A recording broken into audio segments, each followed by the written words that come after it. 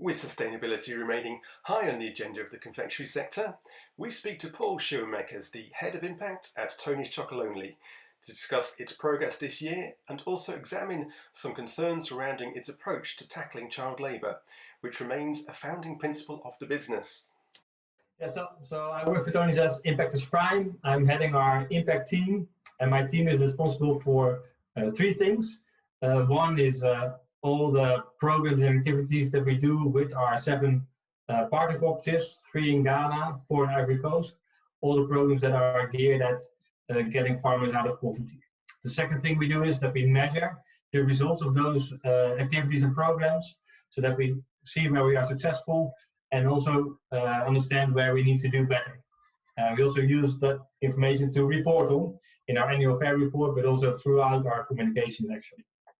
And the third thing that we do is realizing that even though we grow very quickly as a company, it'll take too long for us to be a world dominant player.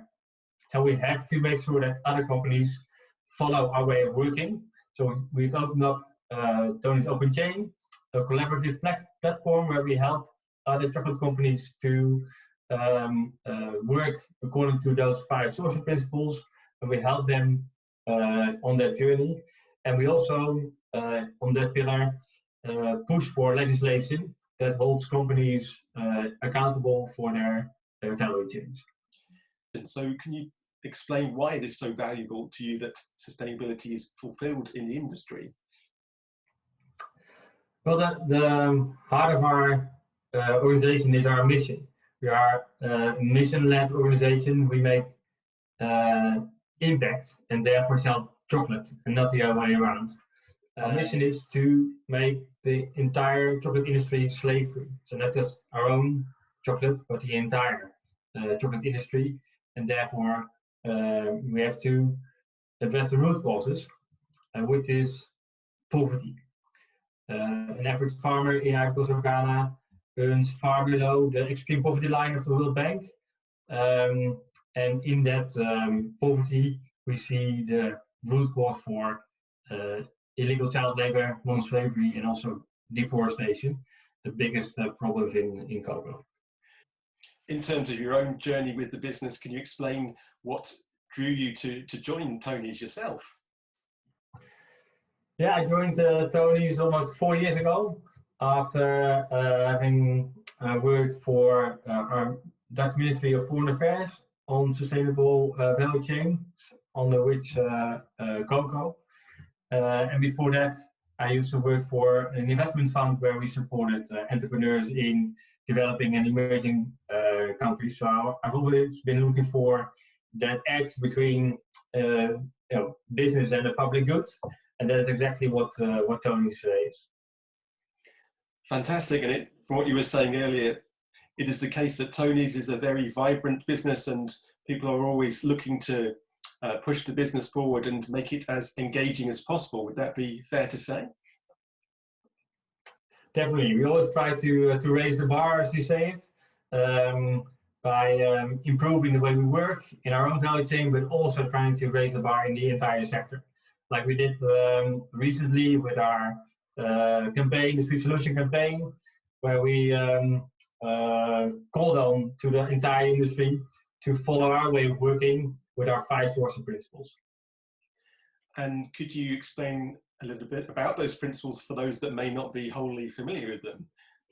Yeah, no, thanks for that opportunity to explain them. So it starts with traceable cocoa beans. So you have to know where your beans come from in order to connect to the problems that you need to solve.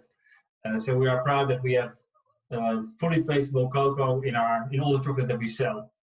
Then next to that, we pay a higher price. With poverty being the root cause of the problems in cocoa, you have to do a lot of things to solve poverty, but one of the things has to be paying more for cocoa. And then third, we work to strengthen farmer groups. Farmers are the weakest link actually in the international chain of cocoa. By bringing them together and investing in their organizations, the cooperatives, we believe that they can be a stronger player and represent the interests of farmers both within the corporation, the cooperative, but also towards governments and international markets. And then 4 is with those cooperatives, we engage in long-term relationships so that farmers can invest beyond just one cocoa harvest, beyond one season. And that opens up range of perspectives, and we guarantee that we will stay with a cooperative for a minimum of 5 years and buy the cocoa at that higher price. And lastly, also importantly, as part of getting farmers to a living income, we not only pay a higher price, but we also work through the cooperatives to help them become more professional farmers, to increase quality and productivity of cocoa, and also help them diversify into others. Yeah, but obviously this has been a very challenging past year for a number of reasons regarding COVID in particular. So how has Tony's responded to conditions in these challenging times? Yeah, so when the pandemic started, hitting also Africa around a year ago, the first thing that we did was engage with our partners in Ghana and Ivory Coast, so the cooperatives, but also the people that we work with on the ground, to ask them how we could help. So having that direct relationship that we've built over the years really helped us to also act in this time of crisis very quickly. And together with them, within a week, we set up a campaign to inform farmers about the risk of COVID, how to avoid spreading it or getting it. And also we supplied extra sanitation, water points and soaps to accommodate for like, let's say, an immediate need for extra hygiene and sanitation. Very good. And in terms of logistics, has it impacted on the business much in terms of getting your chocolate to market around Europe and further afield? No, not really. And that's the thing with this pandemic, that doesn't really hurt our operations much. We do see some channels have gone down. For example, out-of-home sales of chocolate is down, but we also see other channels that pick up. So overall, we are doing good as a company, for which we are very grateful for value chains. Thank you for that. And that leads me on, I guess, quite neatly to my next question. And you've touched upon it already with regard to child labour, which I know that you have campaigned on significantly over the past few years, or indeed since your initiation. So it's a cause that's close to your heart. But I think, as you've probably seen yourself, there's been coverage in the past week or two about how Tony's has had the link with Barry Callebaut and your concerns over how child labour free your chain truly is. So I guess what could you say in response to some of the criticism that has come your way in the last few weeks? Yeah, thanks. So first of all, maybe good to set the record straight.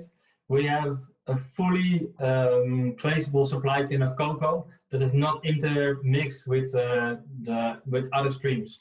So for all the chocolate that we sell, we know for 100% exactly where that cocoa came from. And it's not just us saying that, but every year we ask PwC, PricewaterhouseCoopers, our accountant, to not only look at our financial figures, but also give assurance on our non-financial KPIs, under which this traceability claim. Now, since Tony started, we've never found a case of modern slavery in our supply chain. But we do find cases of illegal child labor, and that is not surprising, because it's known that in cocoa, in Ivory Coast and Ghana alone, the two biggest processors are producers of cocoa, where we also source from, more than 1.5 million children work illegally. So we're not talking about helping out parents in the weekend, but illegal work, of which 95% is also hazardous work. So we find also cases of child labor, illegal child labor, in our value chain. And after you find it, that enables us to also remediate them.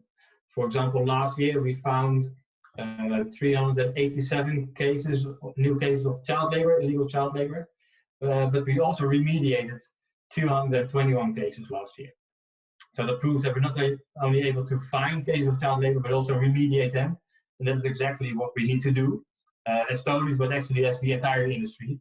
So we are promoting that a system like this which we call the Child Labour Monitoring and Remediation System, for which we cooperate with the International Cocoa Initiative. That is the absolute minimum norm for the entire sector. And we're far from that. So there are other companies that also have a similar system in a fraction of their supply chain. So we know that it works, and they also have experience with it. And it's high time that it will be scaled up to cover the total production of cocoa. To your mind, what is the biggest thing that needs to change for major movement on this issue to happen? Well, the biggest change that we need is that this has to stop being a voluntary activity of companies. So we've seen that the past 20 years, the cocoa sector has been great in voluntary commitments and promises to eradicate child labor from their value chains, and so far that has been unsuccessful. And that has to do, of course, with the complexity of the problem as you sketched, but it also has to do with the fact that all those programs that companies have launched are voluntary and only cover a part of their supply chain. And that needs to stop. After 20 years of trying pilots and all these programs, we know quite well what needs to be done. We need to address poverty by paying a higher price. We need to monitor for child labor and raise awareness and get children out of that child labor situation, and GPS map plantations to stop deforestation. And there are targets in industry to say for some of your partners like Barry Callebaut, they've given themselves a target of 2025 for eradicating child labour in the chain. How optimistic are you that that can now be achieved, both for companies like that and the rest of the market? There are three things that make me optimistic. One is that from the 20 years of trying, we know quite well what works and what needs to be done, which is paying a higher price to get farmers out of poverty, and also covering your entire supply chain with a child labor monitoring system. The second thing that makes me positive is the fact that traceability is really starting to become a new normal in cocoa. We're not there yet, but if I look at 8, 9 years ago when we started our traceable supply chain as Tony's, everybody laughed at us. They thought it was a ridiculous idea to get traceable cocoa from Ivory Coast and Ghana, which are the two biggest commodity markets for cocoa. They said, traceable cocoa is possible, but then you have to source from 1 or 2 well-organized plantations in Latin America. And by now you see that all the big chocolate companies have a clear traceability goal in their sustainability strategies.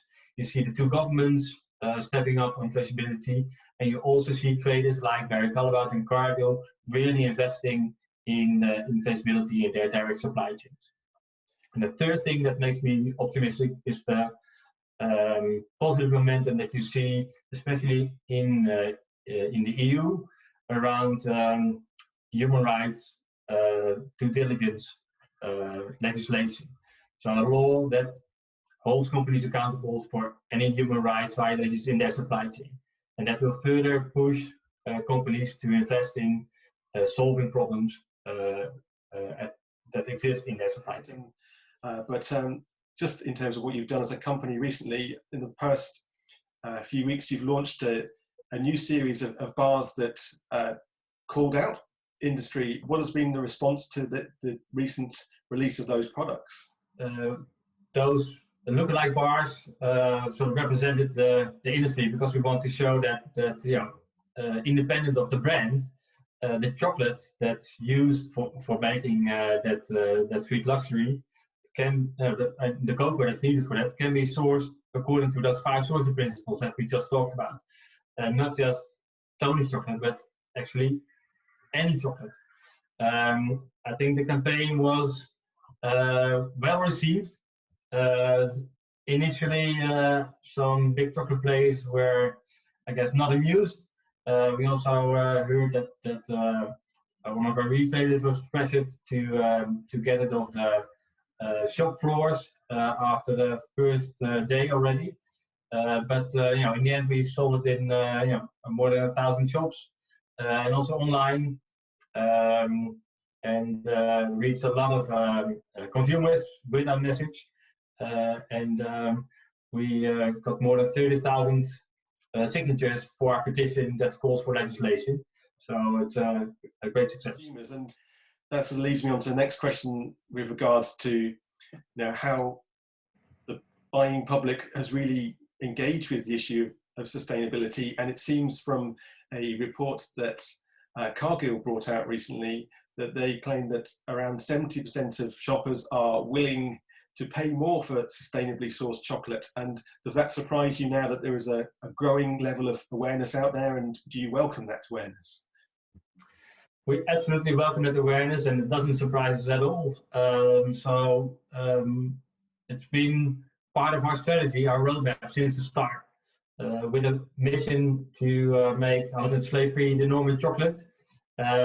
We started with a journalistic project that actually raised awareness for these issues. We believe that is the first fundamental step. Consumers have to become aware of the fact that all these things are wrong in cocoa, and that they have a role to play, that they can make a conscious decision when they buy chocolate, and that helps solve the problem. So that is the first pillar of our roadmap. The second one is lead by example. That revolves around the 5 source principle that we talked about. And the third pillar to our roadmap is Tony's Inspires to Act. So we realize that we need to engage with other chocolate players and make sure that they follow our way of doing business. So raising awareness amongst consumers has been on our roadmap since day one, and we also see that it's successful. So in the Netherlands, where we started, the vast majority of consumers is aware of these problems in cocoa, and we also see in other countries where we have launched that we are successful in raising that awareness. Brilliant, and it sounds as if you've personally been able to get out to West Africa in particular yourself, is that right? You've had experience there? Yes, of course. So normally I travel about 3-4 times per year to Ghana and Ivory Coast to visit our partner cooperatives, but also our other partners that we work with as part of the direct relationship that we have. Great, and has that sort of really benefited your understanding of the challenges that are existing out there? Absolutely. So you need to have that feeling with reality also, for understanding the complexity of the things that we're trying to solve. But also it helps me to be inspired that we are making a change even in this huge and complex sector, and that is something that really fuels progress.